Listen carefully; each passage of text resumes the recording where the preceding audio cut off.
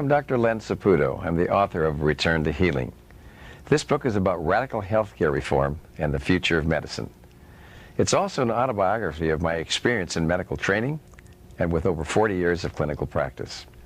We're going to review some of the problems in healthcare, look at radical healthcare reform, and give you some practical solutions.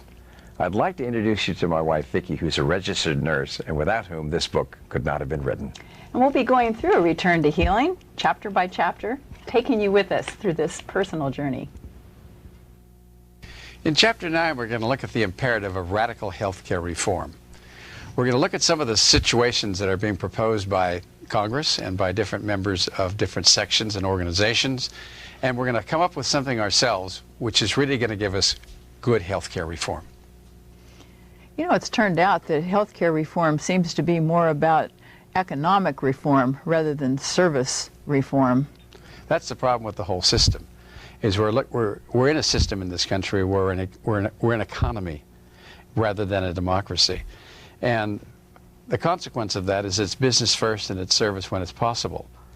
It's very hard to spend $2.3 trillion a year and 18% of the gross national product and still be ranked 37th in the world by the World Health Organization. You almost have to work at that. Well, it also seems like we're making money off of disease. It's more about disease care than health care. That's where the money is. Absolutely. And our technology has gotten so important because of the business side of it that we've forgotten about the paradigm of health care that has to do with lifestyle and living a healthy life. It seems like a conflict of interest to me. Well, it is, because the primary objective is to make money. And we're spending more than twice as much as any other country in the world, and we're still not ranked very highly. There's something inherently wrong with that whole philosophy. If your goal was to have good health care, you'd have it. And people aren't really getting the quality of health care that they would like to have. You know, it's more like that old television movie, Rawhide, you know, move them in and move them out.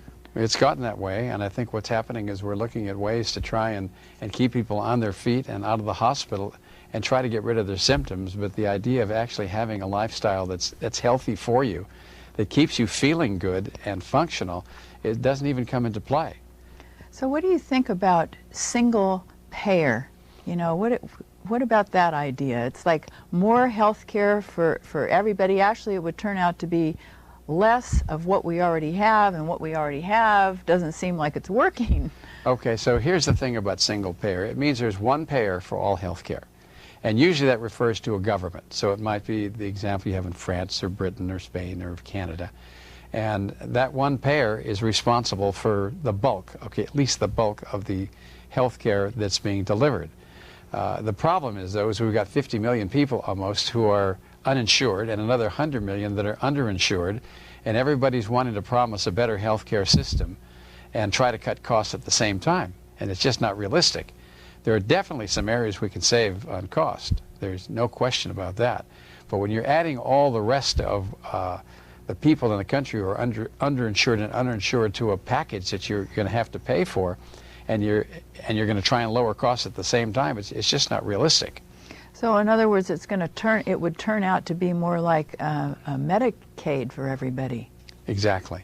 So if you're already cutting services, as we are, in Medicare, you know, before this whole transition is done, we're starting to cut services now. If you're talking about Medicare for everybody, which is what the Kennedy bill is supposed to be about, and the most promising one to pass, you may have Medicare for everybody, but Medicare is going to have a much lower standard.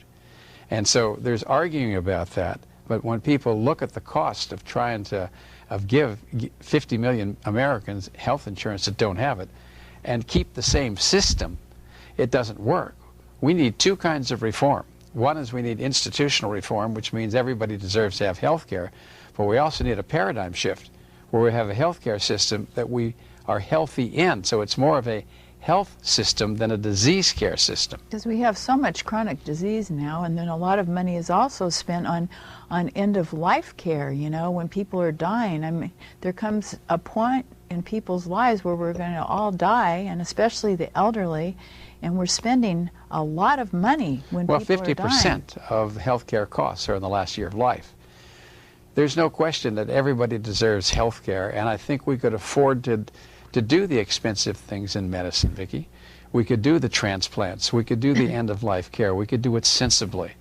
If we did, the healthcare savings that would come along from doing a preventive model, if we have lifestyle as our first approach, and we're eating healthy diets, and we're exercising, and keeping our weight down, and we're having good sleep and stress reduction, people aren't going to get sick. You see 80% of the problems that we see in healthcare today disappear. So why do you think that this system doesn't gear toward prevention? Because they're making money off of people being sick. I mean, look what happens. That's a sick system right there. Well, think of it this way. You go to the hospital, you get a staph infection, a methicillin-resistant staph infection. Maybe something goes wrong at the time of surgery. You're in the hospital another 2 or 3 weeks longer. You're sicker, you're using more antibiotics, you need more technology to keep you going. The hospital and the doctors are rewarded for that because they're being reimbursed for their services.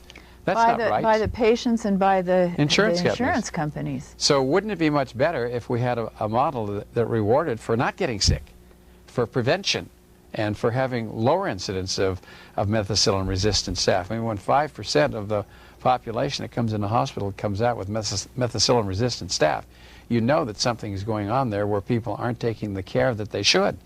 But if they were penalized for that, economically and in other ways, if it continued, you'd see some improvements.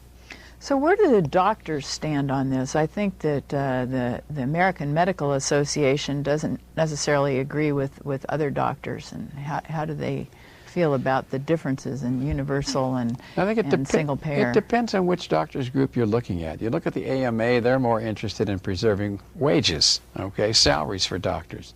So they're trying to protect that. You talk about the doctors that are going to Washington, D.C. to lobby. They want single payer. They're more committed to keeping the heart and soul of medicine right where it is, or at least improve it. They're going to be for it. So it's not just one group or another that's for or against. I think it's the philosophy of what these groups are interested in. If they're more interested in service and making healthcare better, they're more interested in single payer. If they're more interested in the other system where it's preserve our wages and working conditions above all else, then they want to keep the system privatized like it is, because that has space for higher fees. I think it's interesting that 60% of bankruptcies have to do with medical debt. And you and I recently went to Washington, D.C. and visited at some of the senators' offices. And one of the senators, Senator Conyers' office, we met with one of his staffers. I think the fellow's name was Joel. Yeah. And he'd really had a bad experience himself, where he had so much medical debt after an accident that he ended up being homeless. He lost his family, his job, he lost everything. He was, obviously had to go bankrupt. I think when people are personally involved with an experience like that, it makes a difference. If we had a healthcare system in Congress, for example, that was precisely the same as we the people have, I think you'd see Congress being more responsible. I mean, their program is exorbitant. They get all the services you could imagine anybody would have. Forever, even if they quit. Even if they quit. And so if they had the new insurance, if it turns out to be single payer or privatized or some combination, I think you'd see a much higher standard of care. I think it's interesting that our politicians are out there really more taking care of themselves. I hate to say it, but in my experience, that's what I found and what we found when we took our trip to Washington, D.C. They're not so much out there to try and be responsible to people, but they want to keep us quiet while they're still getting kickbacks and returns from drug companies and insurance companies, which is a lot of money, so that they can begin to prepare for their next election. Well, there's a lot of lobbying going on against the single payer. Absolutely. The insurance companies are running pretty scared right now. When you see the amount of money they stand to lose, it can be remarkable. But because they have so much money to spend, frankly, I'm not concerned about what's going to happen with their welfare, because there's no question that they're going to continue to be in the driver's seat. Well, Canada's known for having universal health care, but they also have 30% of private insurance. Well, this country